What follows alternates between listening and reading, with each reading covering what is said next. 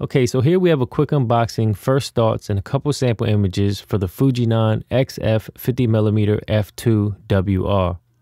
Now, the first thing I like to do is put a quality filter in the front for protection. You don't have to, but this one's a brass design, so I typically like using these because they're easy to remove. So let's take a look at what's inside the box. The first thing is a cloth here. The next is just some typical pamphlets, and inside you have the lens. Now, WR is for weather resistance. We have a metal build, f2 to f16 aperture, and a nice clickable aperture ring. Has a nice dampening to the focus ring as well. Super EBC lens coatings, 46mm filter thread, and the 50mm lens is equivalent to about 75mm on a full frame. It does come with a lens hood, which is plastic. And just to show you side by side how it looks next to a 50 f1.4 FD lens. Here we have a rubber gasket on the lens mount to help with the weather resistance. So here's it just mounted to the X-T2. It looks pretty nice. It looks a little more normal to me with the lens hood actually. This pointy type of lens design is a little different from what I'm used to. Not that it really matters. It is super compact. I don't even think that the imagery on here does it justice, especially next to the 51.4 with that rubber collapsible lens hood. Even though they look kind of similar in person, it's super tiny. It really reminds me of like a 12mm micro four thirds type of mounted manual lens from like a Rokinon. It's super tiny. Now, that's not a decision factor for me personally. It's between this or 56. I prefer the 56-1.2, but I wanted to try this to see if this was good enough for what I wanted. Now, I haven't used it enough to determine that, but the thing of it is I have other cameras that have similar focal lengths or focal ranges with different lenses, so I don't really need it to be too repetitive between the different bodies. For me, I think I want everything to be in addition to what I have in to be able to do something that the other one can't.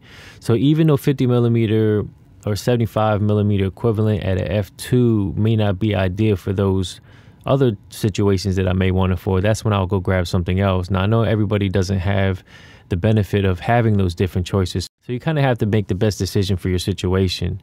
Now, you could think 75mm is a weird focal length, and if the 56 at $1,000 is out of your range, you're not getting a 1.2, but you can still get shallow depth of field at f2 depending how you frame it. It may make you think a little bit more.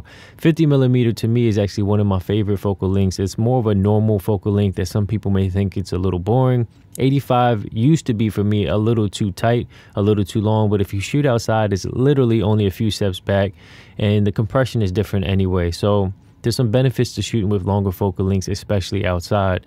So I kind of find the 75 to be somewhat in the middle of a normal to an 85, and I kind of don't really think about the focal length. I look through the viewfinder and I see what I can achieve with it, and that's pretty much it. I try not to think too much into it, at least for my purposes, and I don't let the 75mm hold me back every time I'm taking a picture thinking I wish this was only a 50 or 85. The only thing that will make the difference for me is maybe a faster lens to achieve a different type of look. But you have to kind of take a trade-off with the weather resistance as well.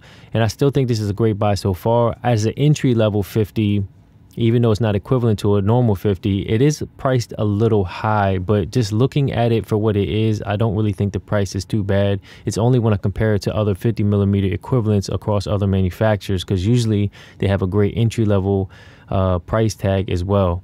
Okay, so my suggestion would be, if you're debating between the 50 and 56, unless you need the fast aperture in certain aspects of the lens or weather resistance, then you're kind of going to know which one you're going to want. If money's not an issue, I mean, you may just want to go for the 56 and not look back. If money is an issue, I suggest trying the cheaper version first, actually, and use it as long as you need to in your real circumstances, that how you would use it.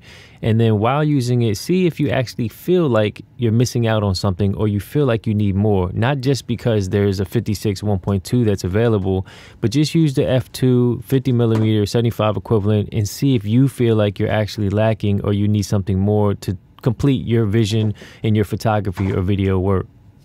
So here I'm just going to set up a quick demonstration shot with the 50, which is equal to a 75. And I prefer to do it in black and white, but I may show it in black and white and color. It's a simple one light setup that you can even add another light if you want to add a hair light or separation from the background. But I'll just go through this real quick, play it and fast forward, and you can just kind of get an idea of how the image gets rendered straight out of the camera. And I may or may not put a edited version up as well, and you can see and take a look for yourself. And hopefully this was helpful.